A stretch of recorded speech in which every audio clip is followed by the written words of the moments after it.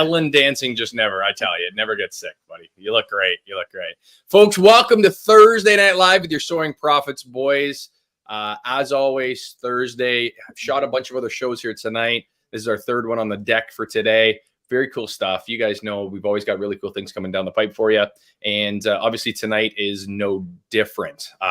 Very cool shows. We've been doing a whole lot of work. You guys have all caught Financial Fitness last week. We talked with Sue O'Reilly, which was a great show. Make sure you're liking, subscribing, throw a few comments in there, see what you want to say.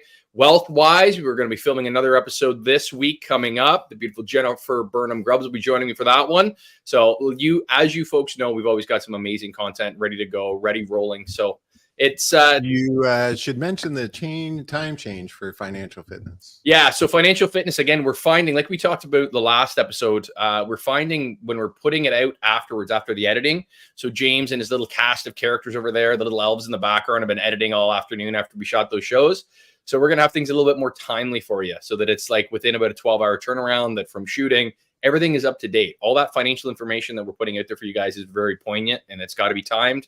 A couple days was putting us way behind. So folks, again, I digress slightly. You guys are here for the personal stories. That's what the Soaring Prophets Live on Thursday night tends to be. And tonight we're joined by a real gentleman.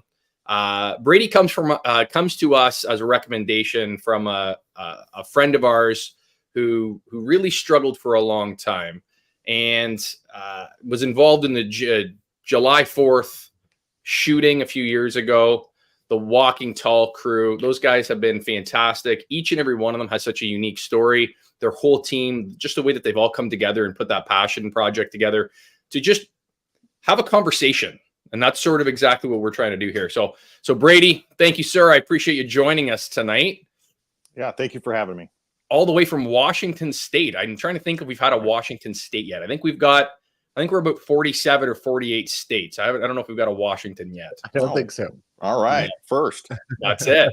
So you started, well, first of all, your background's in firefighting. That's correct. Where you kind of cut your teeth. Yeah. And then you decided, you had some things come up in your life and you were pivoting off of that. And tell me a little about that. What are you doing now? Well, with the fire service, my last 6 years in it, I ended up having 3 back surgeries. With those back surgeries, it, started to show me my physical limitations. You never fully heal once they start cutting on your spine, right? It's just, you only get back to a certain percentage right after that. And in the fire service, when you come back to duty, the way they work is you're getting thrust right back into the hard, heavy, the hard tasks and right back in the fire ground. You can only do a modified duty for so long. Right. So I'd come back in, I'd be there, doing my thing, hard charging. And within, the next 2 years, I'd have another back surgery and then go through the same cycle, another back surgery. With the back surgery, being pulled from the troops and kind of being shown my own limitations and the kind of who I thought I was and how much of a badass that I felt I was, that kind of allowed more creep in of like noticing the PTSD issues, depression, little anxiety. Yeah. My wife had been telling me for years to go talk to somebody, but I was always one of those guys that completely, poo-pooed anything mental health. Sure. I was just absolutely not. That is weakness. Everybody needs to pull up their, big boy panties and suck it up like we do and move on. Yeah. And so it just kind of came to a point where I needed to go work on those things. I had a good buddy in the department that had gone down that pathway of PTSD, and he really pushed me through it, opened up that door for me, and kind of held my hand going through it. Amazing. So yeah, we took that jump. And with me kind of on my way out of the department with, the back injuries and working on the mental health and all that stuff, the wife and I decided it was also time for change. And we jumped into the coffee business and started Untamed Coffee Co. And we don't only have coffee, but we also do our take on muddy sodas is what we call them, also known as dirty sodas. So it's any kind of Coke product base, different syrups added in to kind of elicit a different flavor profile. So how do you get into that? Like, okay, the coffee business, James, profiteers out there, you guys know, James is always flogging, trying to pick up some sort of coffee, Soaring Prophets coffee company, right? Like he's I don't know, next Starbucks going on there. But how do you end up in an offspring of that with the the muddy beverages aspect? That's a very unique thing. Is that a Western states thing? What is that? Yeah, sort of. So dirty sodas are pretty prevalent in Utah and kind of southern portion of Idaho. We see a lot of them there. There's a couple of different businesses that do that stuff. They're a great hit. We had our older daughter move down to Utah a number of years ago and kind of introduced us to those. She absolutely loves those things. I'm not a huge soda guy, but my wife really loves that idea, and it allows us to serve a greater, a portion of the community by not just pigeonholing ourselves into coffee, but also having all these different types of beverages, whether or not it be the muddy soda aspect, with the actual soda bases, or we do the Lotus energy drinks. We have Monster Energy that we do those same syrup profiles with, all sorts of teas, you name it. So that was, yeah, it was just kind of let's see what all we can serve to the community. As Pat says, I'm all about the coffee. So I'm leaning towards the coffee side of the conversation for sure. Soda's not my bag. I'm not into sugar at all. But I just want to say, first of all, before we go any further, thank you so much for being a firefighter. I think anyone, police, firefighter, any of those services where you're running where everyone else is running from, you are the true hero. And I thank you so much. I'm sorry that your back gave away for it, though. That's unbelievable. But the stress, we've talked to some other professionals about the stress and that causes PTSD.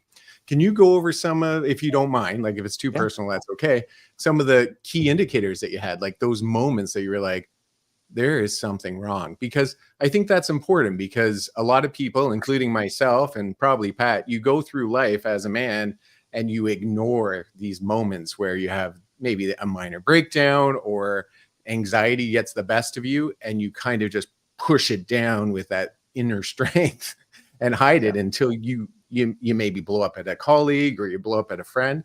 Could you dive into that a little bit?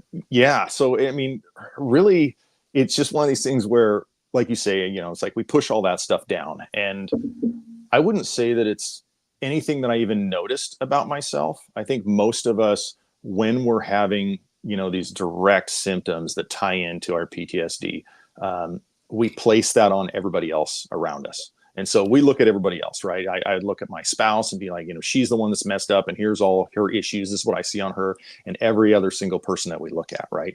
It's not me. I'm a type A personality. I operate in a job with very high functioning, individuals that like take massive ownership in everything they do. And it's just this, hard jargon, right? And so we look at everybody else and we're like, you're the problem.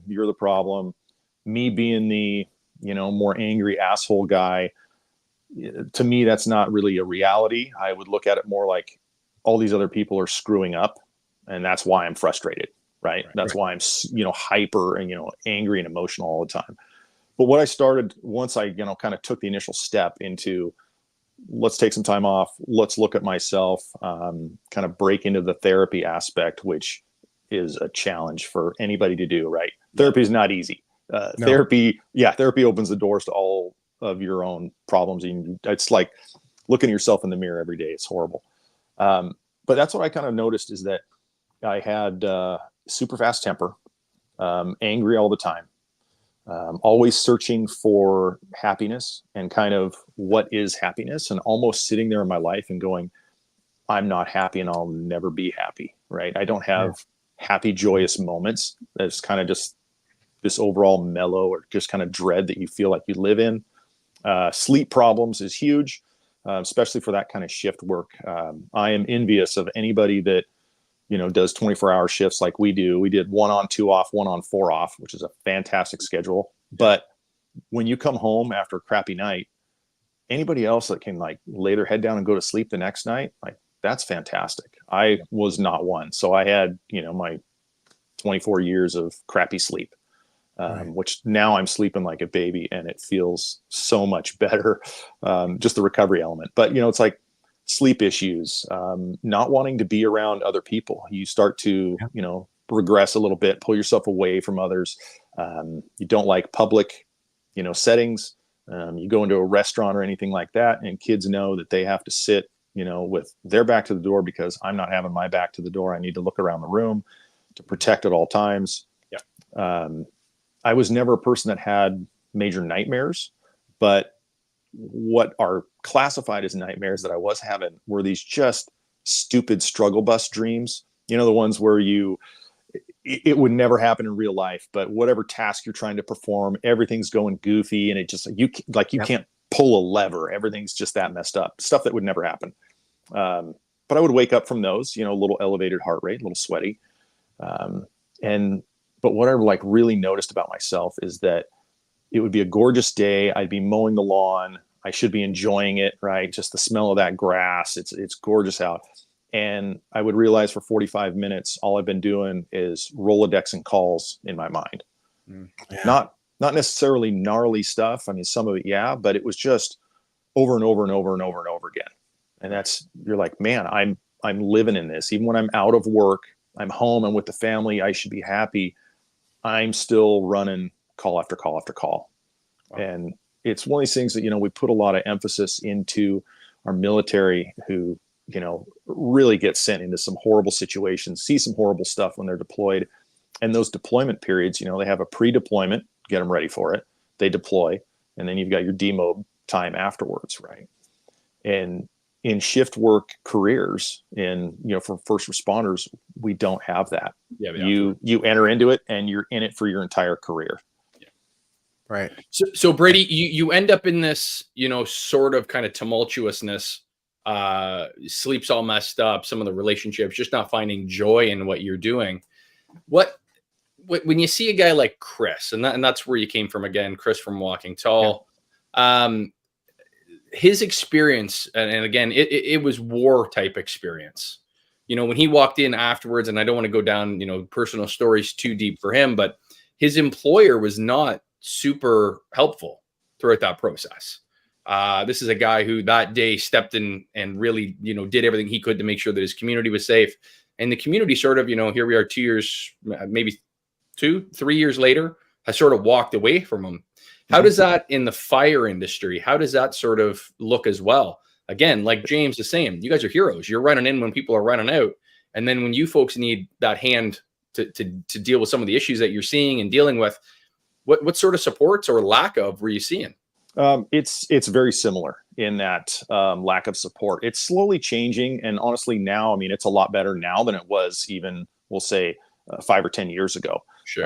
Generationally, we're changing in the fire service. We've got a lot more, younger people coming in, especially I know on the West Coast, most of the departments around here, they're running about 50 to 60% of their membership with 5 years or less on the job. Wow. That's huge. It's a lot of inexperience, but it's one of those, we're changing in the fire service, right? And they seem to be more in touch with their own feelings and mental health and accepting that. Right. Yeah. Whereas we, in that kind of previous generation element of it, we are not accepting of it. And that's what we see out of the departments. The departments are very financially motivated, like we all know, major cities.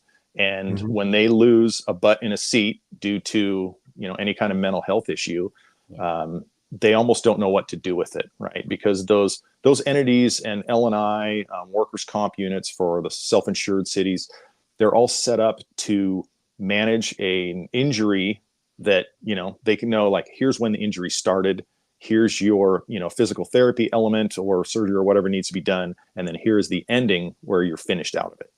And it doesn't account for the damage that occurs in our neural pathways due to all these traumas over the years. And then we change, we've got a different brain, we're different people.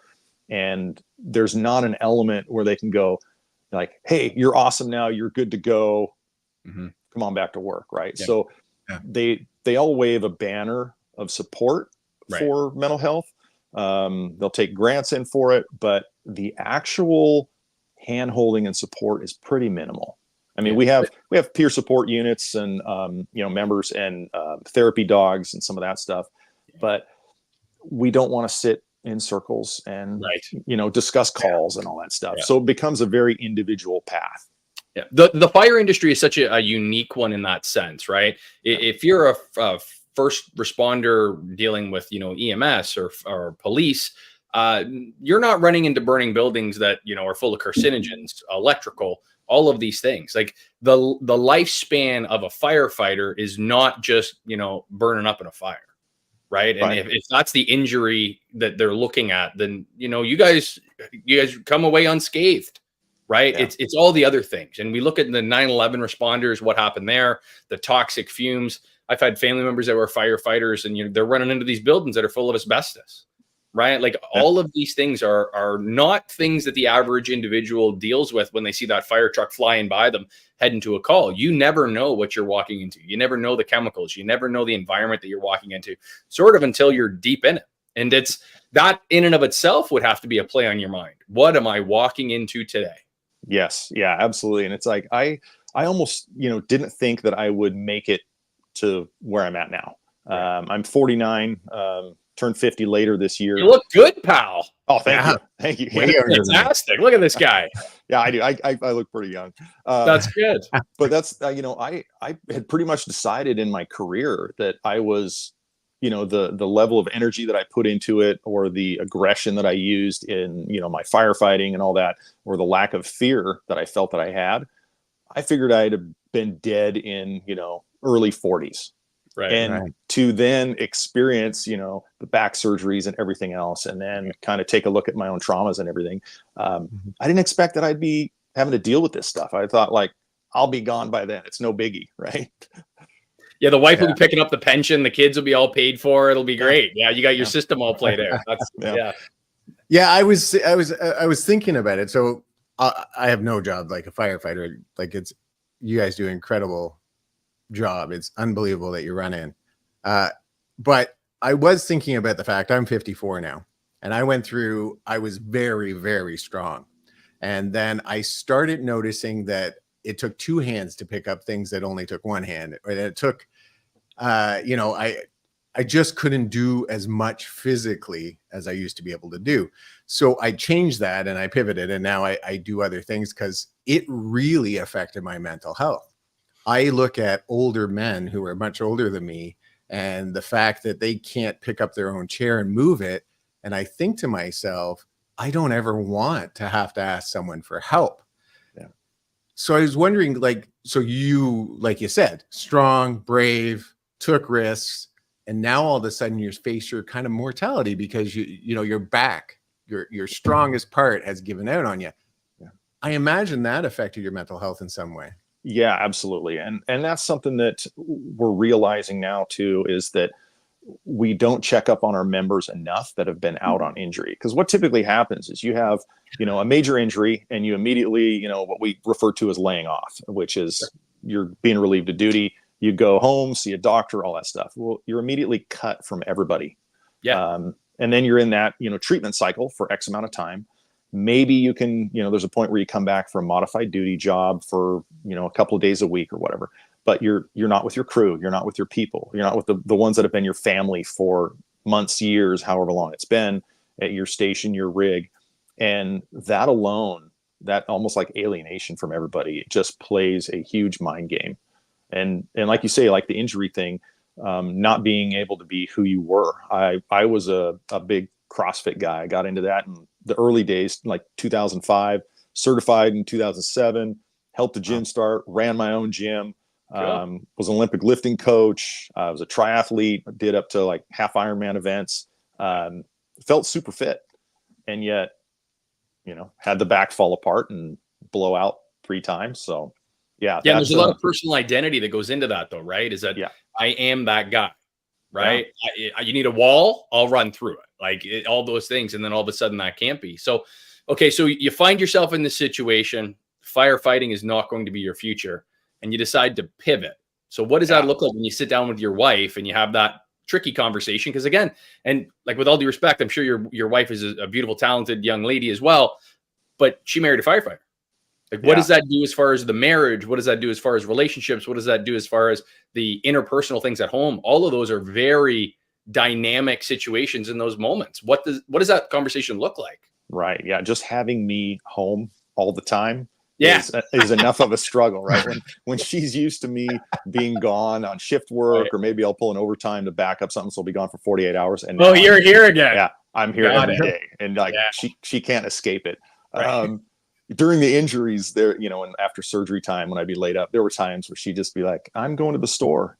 And she didn't need to, but that was the getaway. Right. Yeah. But no, it's, the initial talk of doing the coffee business was actually her idea. She came to me and was like, hey, listen, this is what I've been thinking about. I've always wanted to do something like this. She is super tied in to the community. Always, I mean, she's got 12 different events and organizations, things she's tied to. And now she's a city council member in Bonnie Lake here. Wow. Yeah. So she's deep into everything, but yeah, she was just like, listen, I'm thinking about this. You know, we don't know coffee. We will learn it. And that is like, you know, drinking by the fire hose kind of a deal to learn coffee. And then, you know, integrating that whole muddy soda aspect, and then just becoming a community hub where people come in and meet. I mean, in our coffee shop, we have, you know, groups that come in and do their work meetings or any of that stuff. We have sometimes some kind of mellow peer support meetings in there, different firefighters coming in. We hang out and chat, you know, have a good time. But that kind of, like you said, the identity, almost crisis of like, okay, I'm leaving the fire department. I know mentally I'm not going back to that. Physically, I can't do that. I don't work the shop. That is my wife's deal. I was just the guy that helped on the, you know, the coffee end and the ideas and all that element. I get to be some of the face of it, you know, chatting here and there about it. That's great. Yeah. Yeah. I just want to transition back a little bit because so I had a similar opportunity where I used to be in a behavior field where I was on all the time. So at all times I was hyper aware of all my surroundings. I was you know, watching everyone, making sure that they were in the right spots and noticing slight changes and stuff like that. So when you're in a high anxiety job like that, I noticed that when I switched out to something that was not so much, which was more paper, I still was hyper aware. Was there a moment that you had to deal with that?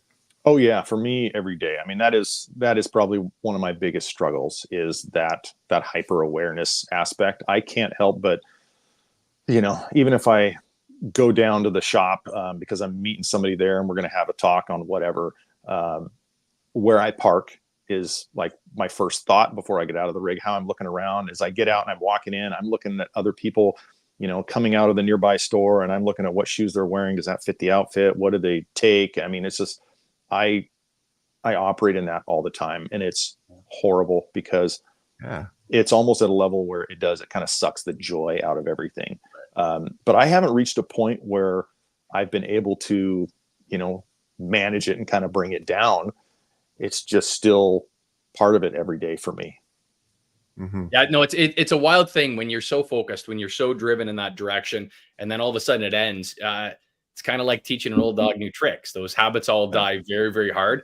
And in so many ways, they kept you safe, right? Although your back gave out in that sort of situation, they kept you safe for all the years that you were, you know, Ramboing in on these situations, right?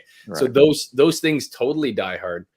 You find yourself, you're now doing the coffee business. Your wife is doing obviously very well in the community, very well regarded and accepted. What does your old fire crew, what do they have to say about what you guys are building now within your town? I think most like it. It's I get a lot of support from definitely the ones that I was close to for it. You know, we sell not our coffee just only in store, but we do online as well. So we have, you know, monthly memberships. We ship all over the place. I think we've shipped, you know, to the Philippines. We've, you know, customers in Florida.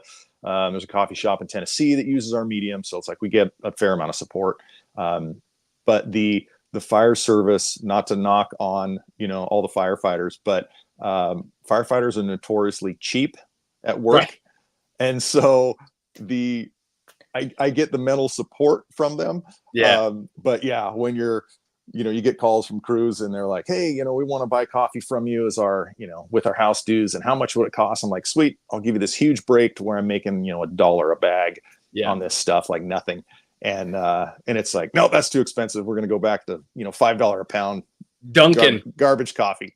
Yeah. Dunkin' was cheaper though, eh? I know, but you're supporting like a local, one of your brothers, that sort of thing. Yeah. But like Dunkin', I don't know, man. Yeah. No, that's wild. And there's so many in that. I think it comes to that. And with all due respect, it sort of goes to that hero mentality, because you are given a lot of freebies. You know, you walk in places, you got a coffee, somebody's buying you lunch, those sorts of things. There sort of this expectation. I got a lot of cops, friends, that sort of deal. And a lot of those guys, they are the last guy to pull out the credit card. It is always them. It's like, you cheap son of a bitch.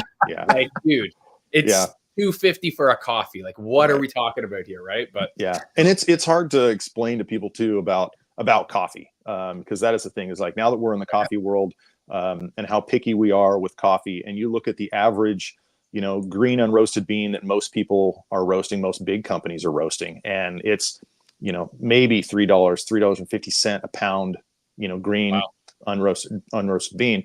Ours runs about $7 a pound. Extremely good. Our medium is from one single family farm in Peru.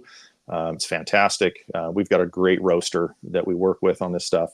On our dark is a blend of kind of that being a Central American and then an African. And like that medium, it is gorgeous. That was kind of one of the first ones that we worked on for ourselves. And in a pour over, my wife didn't drink coffee at the time, and I gave her, like, once I had all the ratios done up on this stuff, I give her the cup. I'm like, taste this. What do you think? She was like, I could drink that black right now. We don't do any, you know, floral hints, zingy, you know, stuff to this coffee. And we're just not fans of that. We like good, pure, bold coffee flavor. Maybe a hint of grain in the end of that medium. And then our dark, just as nice, bold, has a cocoa finish on it.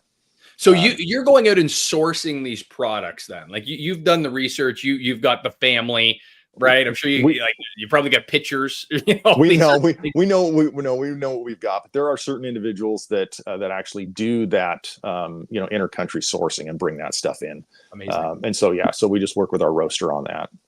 And that's such a cool thing. Again, especially when you talk about how, like, she didn't drink coffee, right? Yeah. Like, I love those where it's like, no, I think there's a business model here. And again, profiteers are there. You know my background. Like, I am all about small business entrepreneurship. Like, it doesn't matter what you want to do, just dip your feet. You'll figure it out. And that's what it sounds like, you know, Brady and his wife have done, right? But jumping into coffee. So there's a company that I've been following for a long time out of the Midwest, and you're going to hate me for even bringing up their name, but it's a chain. It's a Dunkin' style chain. I won't even bring it up because I don't think it's fair, but they are a very interesting business model, and I've looked at them for a very long time. I think we're sort of going into a bit of a recessionary process, and we're out of Canada. So we've had the coffee wars for the last 10 years, right? Yeah. We had Tim Hortons, we had McDonald's, we had all these entities that were really going to battle with each other, trying to get market share, right? Starbucks. We don't have Dunkin'. We have Tim Hortons. In Tim Hortons, that red cup is as Canadiana as you can have, right? It's as American as apple pie. And that's the issue, that in coffee here, our coffee is awful. Like, awful. Well, our fast food coffee is awful. Our fast food coffee is awful. And then we have very niche brands like yourself. Starbucks came in, killed everybody because they put a quality-ish product out there, and people were just blown away by a fancy cup. And they've made a gajillion dollars, right? Yeah. So what does that look like when you guys are starting, full circle, when you guys are starting this business and you're like, hey, listen, we are, you know, not that far from the home of, you know, Starbucks coffee. We want to take on a giant. What's our thoughts there when you're jumping into it? Well, because we are so picky and how much we've kind of dove into this whole world, and what we teach our baristas in there is that we have, you know, full manual machine. So we weigh in, weigh out, we pay attention to grind, we chase flavor all day long. Most shops run super short on running their actual shots. You know, when they pull them, sure, they're in the teens, and even ones that are long, they're like, oh yeah, it's like 18 seconds for a shot. Well, the World Coffee Organization says between 25 to 35 seconds for an espresso shot. Okay. We run, you know, you get better flavors in that longer end, right, that longer pull. So we're very almost consistent in about 33 seconds. But we teach our baristas how to chase that flavor. So every, you know, hour and a half in our shop, even my wife, who at the time didn't like coffee, right, but she loves it now. We're pulling shots. They're tasting the espresso. It needs to be good and quality. So we sell a lot of straight espresso. We do cappuccinos. We do real macchiatos, layered, you name it. Real cortados where they're, 2 ounces espresso, 2 ounces milk. We have a lot of purists that come in there. So we're a little more Italian cafe with it. Cool. But our angle and how we look at ourselves on the market, again, is just really being able to serve more people and really bringing in that soda element and how we get to play with the soda element. And we have probably over 200 recipes for the sodas, 200 different drinks. And the combinations are endless because those are just the ones that we've designed, we've taste tested, that we're okay with. We think they're great, but we have customers that come in and go, hey, listen, just make me something, give me a 32 ounce, whatever. It's like your choice. Make me something cool. So Brady, you're saying that these muddy beverages are a base, like your coffee ground base, and then no, they're any of the Coke product bases. So we deal with on those ones for the sodas. It's it's Coke, Diet Coke, Sprite, Sprite Zero, root beer, mellow yellow, orange, and we have a lemonade and then a tea base as well. And then with those, so maybe you take the Dr. Pepper, and we use the awesome little small cube ice, the tiny stuff that's the high-end ice that everybody loves. So fill the cup with that. You're getting Dr. Pepper in there, maybe a raspberry syrup, a hint of a coconut syrup, and then maybe even a habanero syrup because you want a little spice in that drink. Cool. So that's the muddy soda element, is we're really just redesigning and reflavoring different sodas. I think we need to take a drive down, fly down, something, and get some of these into us because they sound amazing. You're absolutely right. I will drive far. I do not buy Maxwell House and those coffees anymore because the taste is phenomenally different. If you can go to a local shop that roasts them either on site or off site, but close enough that it's fresh, sometimes usually roasted that day, you really taste the difference and it's amazing. But that's not all you do. Like, you guys are active in your community. Like you said, your wife is very active, but you just did an initiative with Chris. Can you talk a little bit about that, Chris? Yeah, absolutely. Because we've kind of gotten in this habit of having, retired firefighters in there. We've got other law enforcement officers come in, veterans that we deal with. We're also kind of a premier sponsor of the First Responder Liaison Network, frln.org, which is first responders that kind of mentor the youth toward those first responder jobs and put on kind of leadership academies and stuff for them. But because we were having these meetings in the shop, we ended up kind of branching out a little bit more, dialing in more on like, hey, let's focus on some mental health aspect. I'm going through my own struggles. I'll make that a little bit more well known, which, is a struggle in itself. Just going, hey, everybody, like, I've had these issues. But then meeting up with Chris and kind of getting onto that walking tall movement with them and, really working on the dropping the stigma and bringing the more normalcy to, PTSD and mental health. Chris flew out and we had a week of just talks. And Chris is great. He's got a great curriculum kind of laid out about, dealing with workplace traumas and, meeting everybody that no matter what, everybody's got some sort of trauma from something, whether or not it be childhood, work, whatever, certain events, spouse, anything like that. Right. Having a talk on that, having a talk on authenticity and vulnerability. They were just great little sessions. So we did just these little hour talks once a day for the week.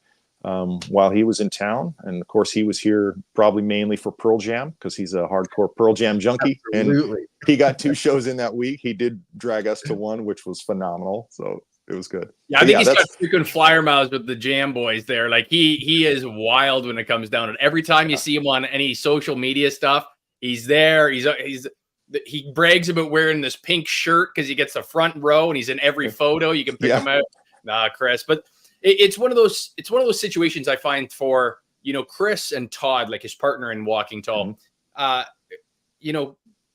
went through the Vegas mass shooting, lived through, again, a hero. This guy was dragging people away from, wild situation, was there just as a bystander. We're going to be interviewing him in the next few weeks here as well. Next week. Next week. There you go. Sure. So these guys have seen horrible, terrible, awful, traumatic things, and they are as willing to sit down and shoot the shit as anybody. And there's a lot of guys, you know, the war stories that you had about grandpa and great grandpas, I don't talk about. And that didn't help. You know, God bless them. They lived their situation and their truth that it was at the time. But when those guys came back, and it's no, we don't talk about NAM. We don't talk about World War II. We don't talk about those things. That sort of set us back in regards to a dialogue that allows not only for individuals that are involved in it, but the community around them as well, right? There was a lot of wives, I'm sure, that didn't understand. There's a lot of kids that didn't understand what grandpa or what dad had saw and did and lived through. And that's where, you know, it's the Walking Tall guys and vicariously us, when we have these guys to come on here and bring them on, that allows us to get that message out that it doesn't have to be, no, I'm not talking about it. It just suck it up and move on. And that allows for that dialogue to occur. But when you see a Todd, when you see a Chris, when you see these guys, I just tip my hat to them, because it's not easy to stand up and go, I'm broke right now. I'm hurt. And I don't know what I'm going to be received as, but I'm there. And hopefully you don't use it against me, and hopefully you don't hurt me. It's a wild situation. Yeah, no, that's totally true. Like, everyone knows, on all the profiteers out there know I talk about some of my struggles once in a while. And every once in a while, before I say it, you have that moment of, I don't know if I should be sharing this, because this is information that can hurt me. And when you are specifically a man, and I can only talk about a man because I'm not a woman, obviously, it's even harder, because you were told your whole life from a small child, you just don't talk about problems. You solve problems. You go deal with it and you solve it. And if you can't solve it, well, it's not worth even thinking about it. So move on, get over it, get up, rub some dirt in it, you know? And I just find, especially when I was a father, I tried not to do that, but there were moments that I know I did that I, you know, tried to stop my child from, you know, making it a bigger thing than it was, instead of sitting there and listening. Do you, you don't have to talk about this, but you have kids, I believe? Yeah, we do. We have 5 total. Yeah. How is this transition affecting that? Initially, you know, it's like I had to sit down and actually, you know, have a family talk, you know, a couple of different times, and be like, hey, listen, this is what I'm dealing with. This is what I'm feeling. I've had some emotional talks, you know, where I'm like, listen, I'm really struggling today, and bear with me. And then I've had the talks of like, more recently, of like, hey guys, I know, you know, for a lot of years, like, stuff was kind of a struggle, and I've, you know, been a bit of an asshole, because I would come home just, you know, with my cup full of, you know, trauma and just BS, and not figure out how to dump all that stuff and, you know, come home and be a dad and a husband and all that. It weighed on me heavy. So it was this almost, you know, apology of like, man, I'm sorry, I was such an, you know, asshole, and everybody around here is, you know, walking on eggshells near me. Right. That would be so hard. Like, I'm trying to put myself in that position of having that conversation and like putting pride in your pocket. Because I think we all walk around, and as men and, you know, kind of that A-type personalities, pride is a lot of that. You know, I'm not going to be wronged. I'm not going to be, you know, all of the things that go into that bravado. And then especially to sit down, a superhero dad. Yeah, 100%. And then to sit down with your family and your kids and be like, hey, listen, I apologize. I love you. I always loved you. I walked out every day doing it for you. Right. And then, like you say, my cup was full when I came home. Dude, that's a powerful message on so many fronts that I don't think people talk about. Is that so? Okay, the mental health aspect, you know, we think, okay, we'll get counseling, we'll talk to the guys, we'll kind of work through that a bit. But that has to get home. Like, it has to come into our lives on a different level that I don't think a lot of people understand. Okay, so, you know, we're going to deal with you. We're going to get you some help. We're going to have psychologists, psychiatrists, all those things. All the, you know, letters at the end of their names are going to chat with you and talk with you. But really, those really the best work that you're going to do is having those conversations with your loved ones. Yeah. Yeah. That's a powerful message, man. Yeah, and we still work on that stuff. I mean, wife and I still do our couples counseling, which is super important because of all the stuff I've experienced and changing my personality. It's like I'm a non-communicator. This is the most I ever talk on anything like this.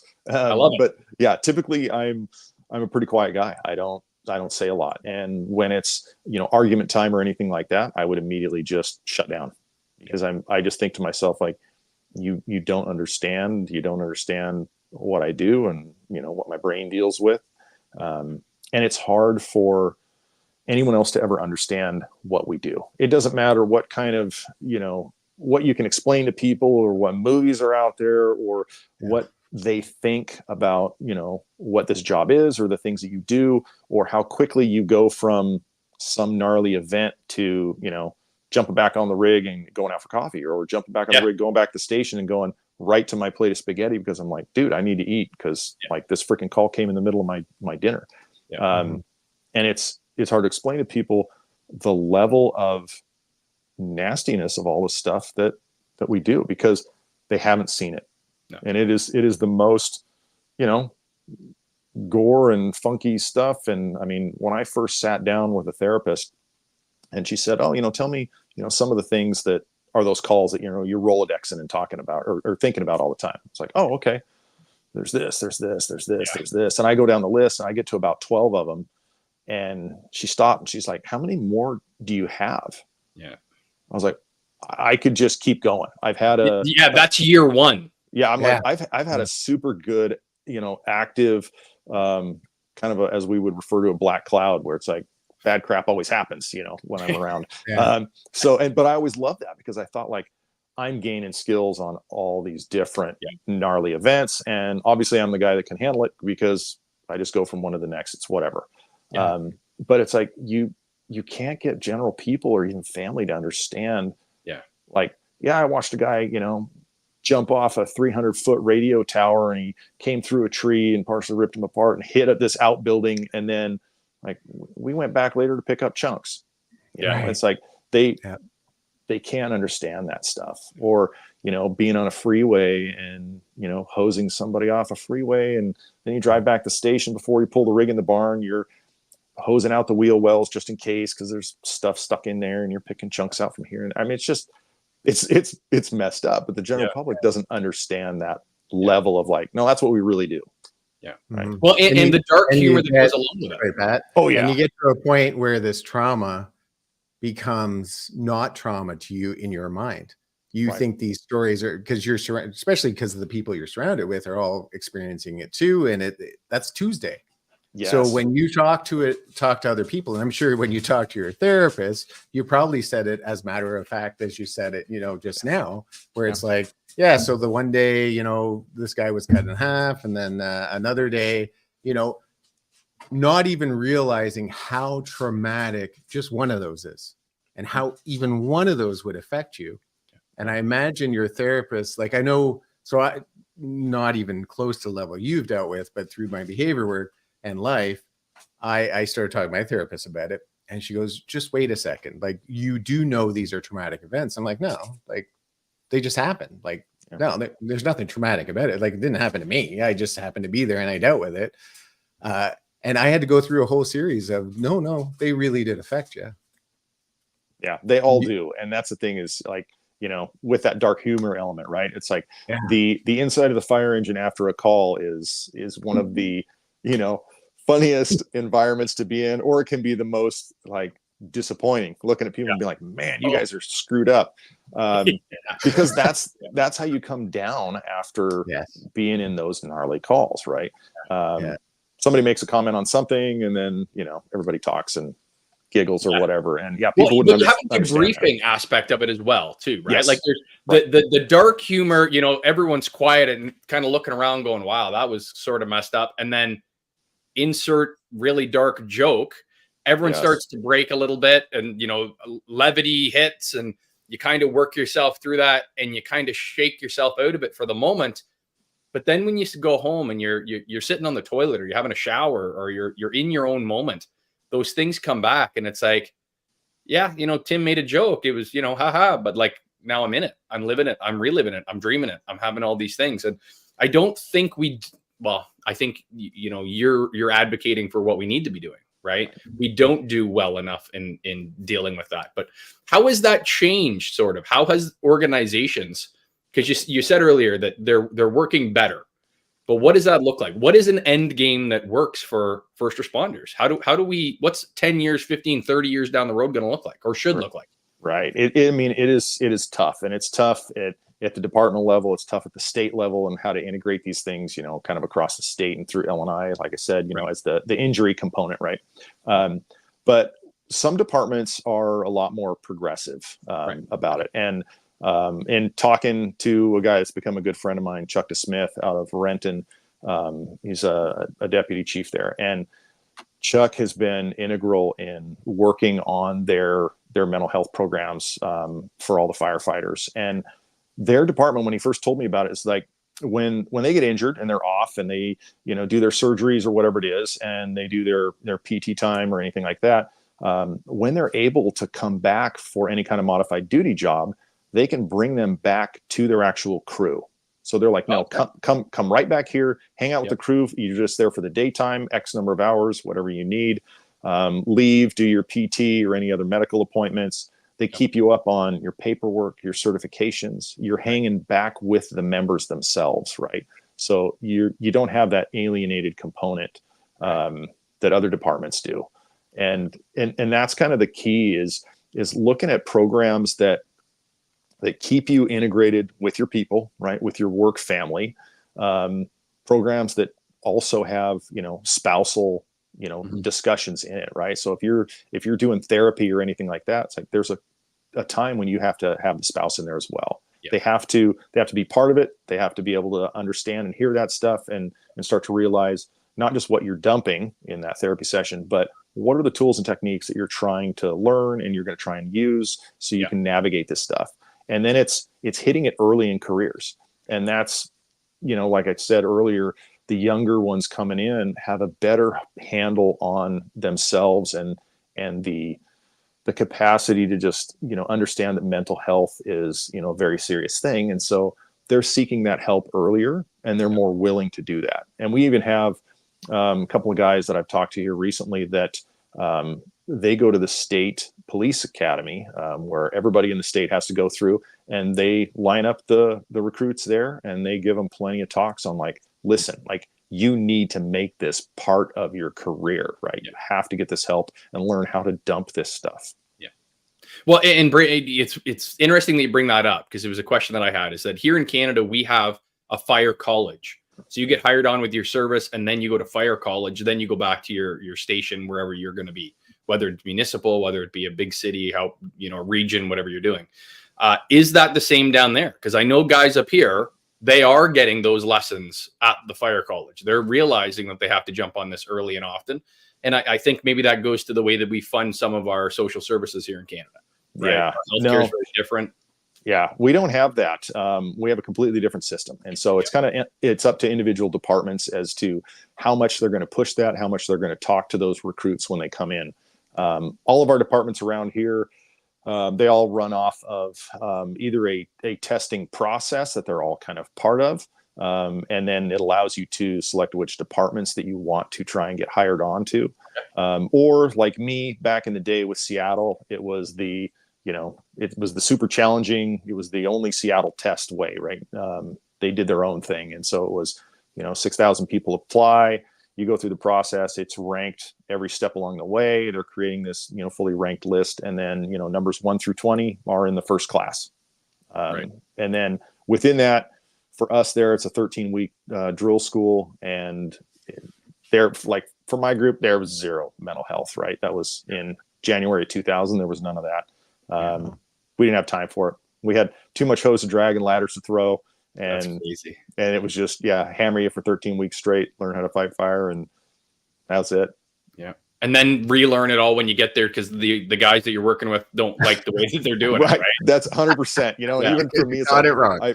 I've had a lot of exposure to, I've had a lot of probies coming out, from recruit school, getting sent to the companies. And And that is one of the things, that we would talk to him about. And at the end of my career, I was promoted lieutenant. And so in that training component, that's that same thing. Is you go, listen, these are the skills, these are the drills that you learn in recruit school, right? They're specific drills, specific elements. They have a start and an end, grading points along the way, right? So that we can actually look at you and grade you through this stuff. Now, it does give you the base skills that we're going to use out in the company. But once we're in the company, those things need to be modified a little bit. If we're going to do a line up a ladder, hose line up a ladder, there's a specific way that you do that drill school at drill school in that sterile environment, right? And that hose is right next to the building, and you climb the ladder with the nozzle, and then you're shoulder loading this thing. Well, out in the real world, there's bushes right next to every building. You might have, cars right next to it because maybe you're, in part of a parking lot or whatever. And you go, listen, I don't lay my bundle right next to the building. I laid at the foot of the ladder or just off of the corner of the ladder at a slight angle, and I'm running that hose straight up the ladder instead of, through bushes and getting tangled. Yeah. Well, I love that because, I go back again, I never served the military. I worked with the Ontario Provincial Police here for a while. But there's a clip out of Band of Brothers, right? And the only thing I can think of these paramilitary organizations like police and that is that, they're military. You become these brotherhoods that you have. And it's this new recruit that's coming and he's jumping with the airborne. And the guy's about to jump on the plane, and an old guy, like probably 20 years old, right? He's coming along, pulling everything off him. You don't need this. You don't need this. You don't need this. You don't need this. You don't need this. And it's like, that'll break your leg as soon as you jump out of the plane. You don't need it. And you can learn it all. You can have all the equipment, but until you put it in practice and you have somebody this is not their first rodeo, you're going to relearn it. And I really do go back to that cohesion, that teamwork, right? Like there's nothing like police or fire or EMS as far as unity and working together in those moments. You can bicker, you can fight, you can argue, you can have all the angst that you want in the hall afterwards. But when you're there, it's a well-oiled machine. It's functioning, it's structured, it's all those things. Yeah. And you're a cog in that wheel. So why aren't we, when we're training them to do things that we're going to redo, why aren't we doing some of the mental health piece? Like, why aren't we training things that are going to, like, hose placement we'll figure out when we get there? Yeah. Like, that to me is no brainer. Like, absolute easy thing. That's wild to me. Yeah. Yeah. Yeah. But mental health, right? Are you going to figure that out when you get there? No, because you're screwed at that point. Right. Yeah. And even in Washington, as progressive as state as it is, especially with mental health, there's an RCW that is any first responder with 10 years or more on the job, it is presumptive that you have PTSD. Wow. And most places don't have that. And I mean, I would say the majority of firefighters, fire departments probably don't even understand that or don't know about it.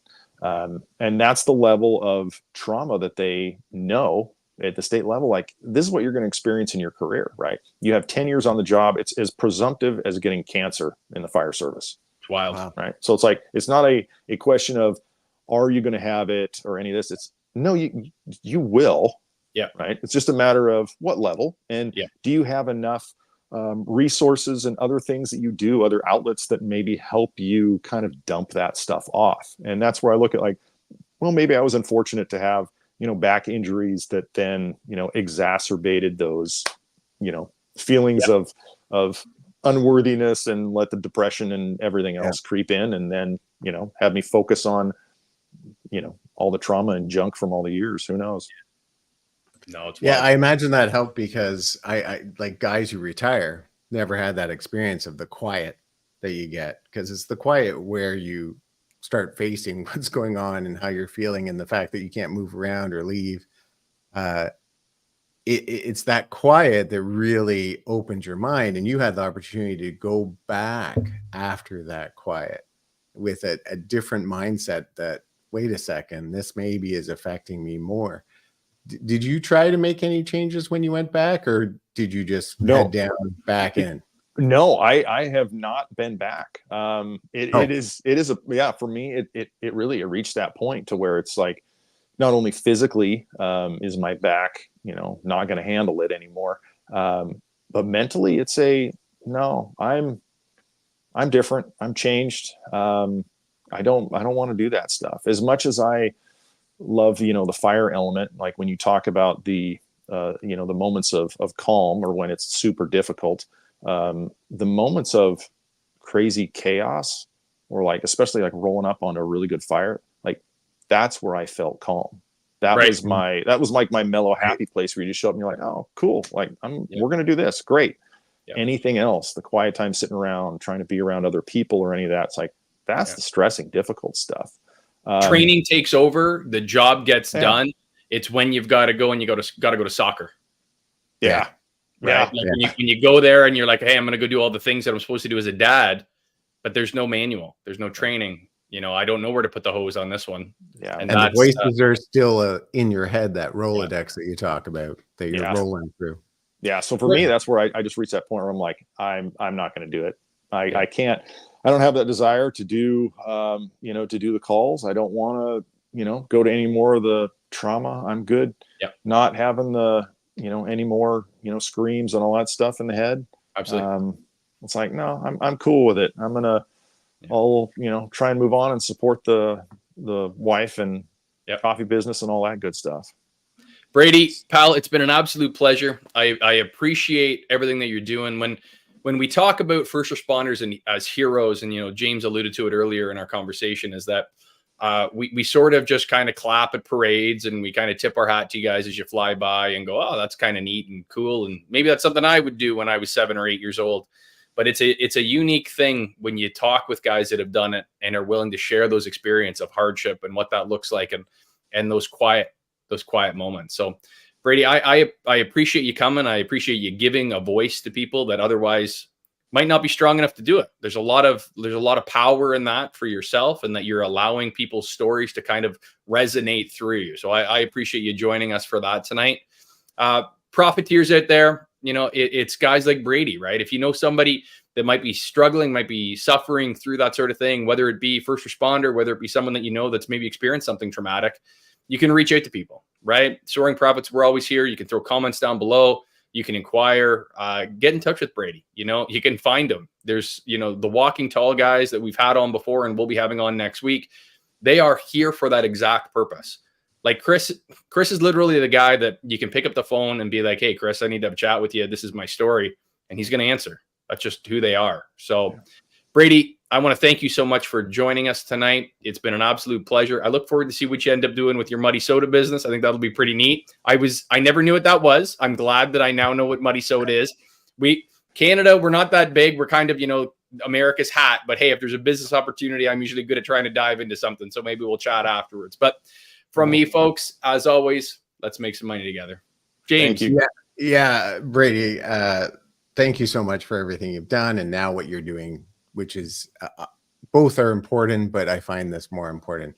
Breaking that stigma, allowing people to see like a strong, confident man to be vulnerable is amazing. And if you're a profiteer out there and you are a man, that kind of anxiety and stress and trauma does come out quite often in a transference kind of way, which is what Brady was talking about. Transference is when you are feeling something and instead of dealing with it, you transfer it onto your children, onto your dog. It's that whole thing where you get home and you're all upset, and so you kick the dog to feel better. If you're noticing that you're doing that, that is a key indicator that you maybe need to talk to someone. And yeah, you know what? It sucks. It's really hard, one, to find a therapist that you trust, that you feel comfortable with. You may have to go through 5. I know I had to go through a few before I was comfortable with them. And you have to overcome that barrier that to tell people that you're not okay means that you're weak, because it's not true. Because if you tell people you're not okay, it means you're strong, because you're trying to do better for you and your family. And Pat and I always talk about, we're building a platform for our family. Part of that is teaching your sons and your daughters how to deal with this stuff. And if you're hiding it, they notice, they see it. I talk to my older children now. They're 25 and 26 or something like that. And they talk about when I was their dad and a long time ago where I'd go off the handle for nothing. And they didn't understand it, and they didn't know why. And it was because I was dealing with some really stressful situations at work, and I'd come home and I'd still own them, but I didn't know how to deal with them because I didn't want to talk to anyone about it. I didn't want to share it. But now that I'm talking and now that I'm sharing, I'm a much better person to be around. I'm happier. I'm stronger on the inside and outside, and I can deal with a lot more than I did before. You have your days. The other thing, sorry? You have your days. I have my days. The other thing Brady mentioned is that with mental health, he experienced it too. He withdrew. The best thing to do is to find that person to talk to, find that group to hang out with, find that there is a group for you. In Brady's case, I'm sure in his cafeteria, coffee shop. Sorry. Yeah. I'm going to call it Joe Biden brain because that's fun. In that cafe, he's forming groups. And maybe they're not talking about their trauma, but he talked about how when he left that job, he lost that band of brothers, that group of friends, and he felt withdrawn. And he's building those bands of friends back again. And I think that's just a beautiful thing. I love what you're doing, Brady. Thank you so much for coming on the show and being vulnerable and sharing all this great information with our profiteers out there. No. I hope you all the best in the future. And if there's anything you ever need, give us a call because we'll always be there. We have a couple of shows coming up. Weird transition, I know. We have Hot Seat this weekend. It's going to be live at 9 a.m. We're with the Going Commando girls. It's going to be a lot of fun, a lot of silliness, a lot of slashing of Pat, making it and putting him back in his place where he belongs. Yeah, he's too pretty. We got to deal with it. Next week, Wealthwise. I'm telling you right now, the chemistry and the knowledge that flows off that screen is palatable. Joe Biden brain. And it's amazing. And if you don't watch that show, if you watch that show, the information they're giving you can only help your financial portfolio. And not only that, you get some amusement along the way. We have so many things coming up down the pike, and I hope you share with us, join with us, comment, tell us what you want to hear, tell us how you like this show. Maybe you have a question for Brady. We can make sure that he hears it. Thank you so much. Let's heal our minds, bodies, and souls together. Brady, we're going to put you on the spot. I said we weren't going to put you on the spot, but we are. At the end of this show, first of all, maybe tell people how they would get in touch with you if they want to buy your amazing coffee. I don't know if they can buy it in Canada or the States. And then I want you to reach out to maybe another person that's in your field or one of your fields and tell them how they can best help themselves in the situation that they're finding themselves in when they're suffering from PTSD. Yeah, thank you. And thank you guys for having me on here. This is great getting to chat. You guys are fantastic and fun to talk to. Yeah, for anybody out there that is interested in fresh roasted coffee when you order, we typically take our orders in and then they get roasted, sit for about 3 days, and then so they can off gas a little bit more, ship out to you. So you get it 2 days after that. So typically around 5 days you have it in your hands. We like our stuff fresh, not sitting on a shelf. But yeah, you can find us at untamedcoffeeco.com. And if anybody's interested, if you use the code LIVEUNTAMED, you'll get 10% off on your first order. So hop on there, check us out for that. But then, and you can get any of our cool merchandise with our awesome U-Tree logo that we have, which I love it. Is fantastic. Nice. Almost has, where am I going? Almost has a bit of a wolf head on the top of that tree. That was an accident, but love it. But yeah, no, for anybody else out there, really, it's just try and be comfortable in taking those first steps and reach out to anyone else who has done it and, ask them for help. It's not a bad thing. It's not a weak thing, but yeah, go to your buddies and just say, listen, like, what did you do in your process? How did you handle this? How did you take the first steps for this? And then maintain yourself in that support group, right? Just be around, your buddies and friends, especially for first responders. Just be around your people and keep communicating, keep hanging out, keep meeting them, and don't let the retired people go. There, as we would sit around the room with all the retired guys and we'd say, hey, here's some stuff that I've been feeling. Every single one of them would raise their hand and be like, oh yeah, I had that. Oh yeah, I had that anxiety. Oh, I had that problem. I had this thing. Just no one will talk about it while they're working. Yeah. So everybody's got those issues, but yeah, just stay with your people and don't be afraid to communicate. Love it. Thanks, Brady. I appreciate you, pal. That was fantastic. Thanks, guys.